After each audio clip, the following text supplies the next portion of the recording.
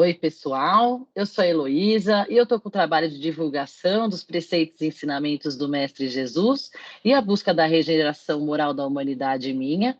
Seja você a mudança que você quer ver no mundo. E hoje o nosso convidado é o Rafael Barros dos Santos. Oi, Rafa, tudo bem? Tudo bem, Elô? Muito obrigada, viu, por aceitar o convite. Obrigado pelo convite, é um prazer. Obrigada. E vamos dar início ao Evangelho comentado do capítulo 43 do livro Jesus no Lar, a glória do esforço. Relacionava Tiago, filho de Alfeu, às dificuldades naturais na preparação do discípulo, quando várias opiniões se fizeram ouvir sobre os percalços do aprimoramento. É quase impossível praticar as lições da Boa Nova no mundo avesso à bondade, à renúncia e ao perdão, concluíam os aprendizes de maneira geral. A maioria das criaturas comprasse na avareza ou no endurecimento. Registrava o mestre a conceituação expendida pelos companheiros em significativa quietude, quando Pedro convocou diretamente ao assunto. Jesus refletiu alguns instantes e ponderou. Entre ensino e aproveitamento, tudo depende do aprendiz. E a seguir, falou com brandura. Existiu no tempo de Davi um grande artista que se especializara na harpa com tamanha perfeição que várias pessoas importantes vinham de muito longe a fim de ouvi-lo. Grandes senhores com as suas comitivas descansavam de quando em quando junto à moradia dele, cercada de arvoredo, para escutar-lhe as sublimes improvisações. O admirável mestre fez renome e fortuna, parecendo a todos que ninguém o igualaria na terra na expressão musical a que se consagrara.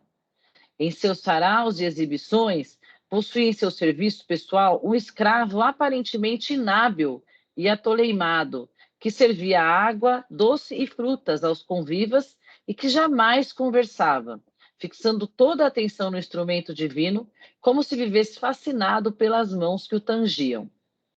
Muitos anos correram quando, certa noite, o artista volta de inesperado ao domicílio, fim do banquete de um amigo na vizinhança, e com indizível espanto assinala celeste melodia no ar. Alguém tocava magistralmente em sua solitária casa, qual se for um anjo exilado no mundo. Quem seria o estrangeiro que lhe tomara o lugar?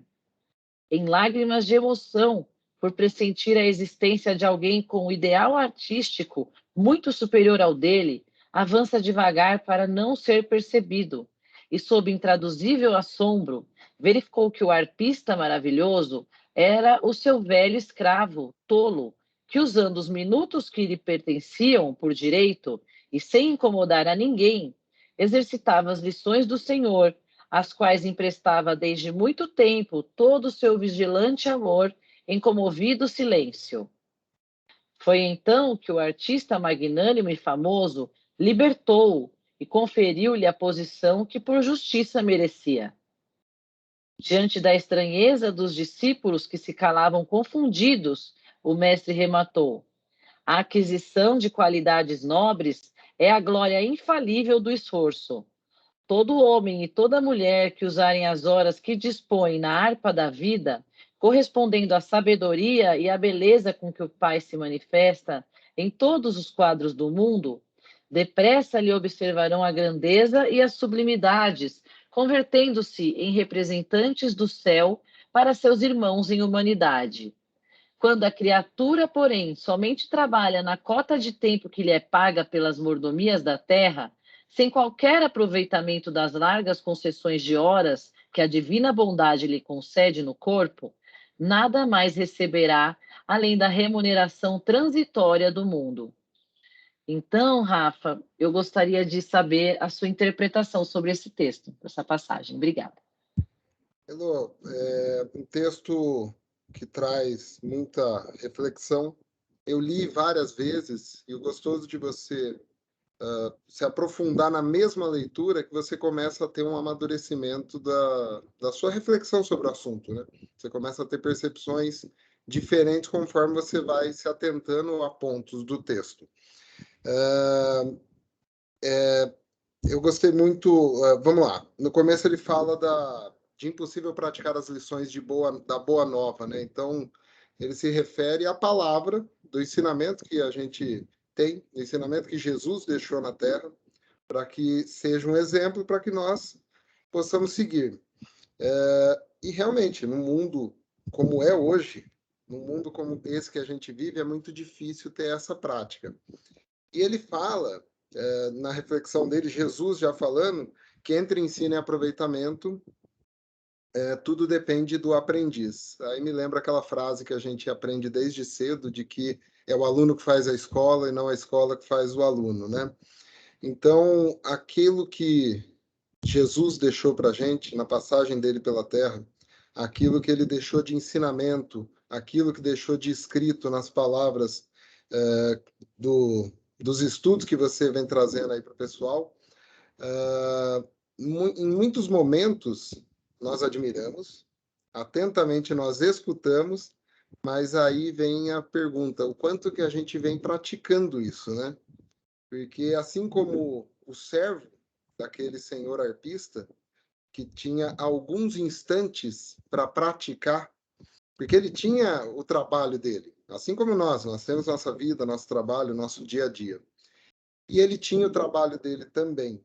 E nos minutos que lhe cabiam por direito, ele exercia aquilo que ele aprendeu com o seu senhor.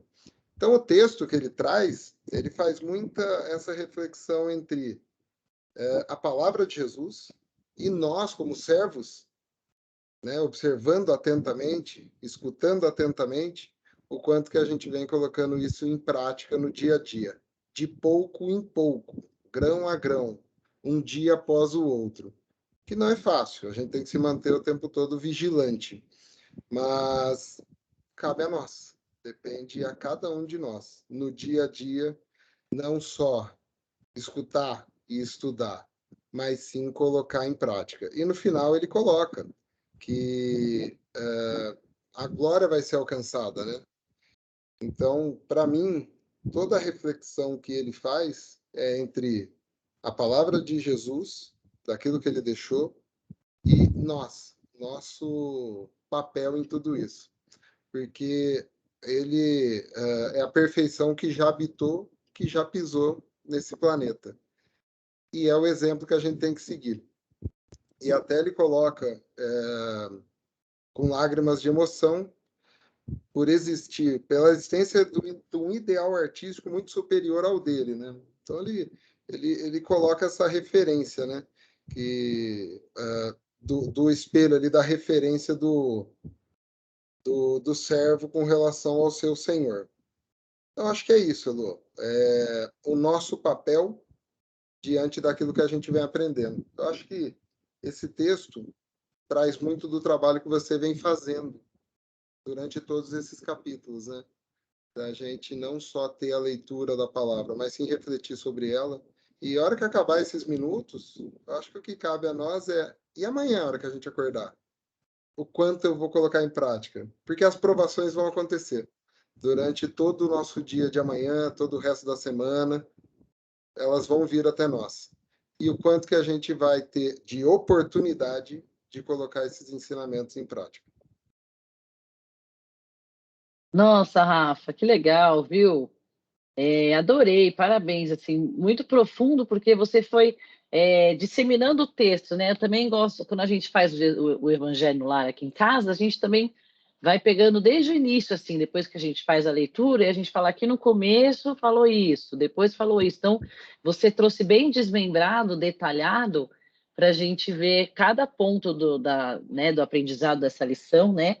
E eu também entendi que se a pessoa apenas trabalha pela recompensa financeira e não utiliza as horas que ela possui no trabalho da Boa Nova, que é nessa divulgação, né, da palavra de Jesus, ou não só divulgação, mas exemplificando, obviamente, né, que aí a gente é melhor ainda, né, exemplificando, mostrando para os nossos filhos, para os nossos colegas de trabalho, para a nossa família, tentando colocar em prática esses ensinamentos no dia a dia, né?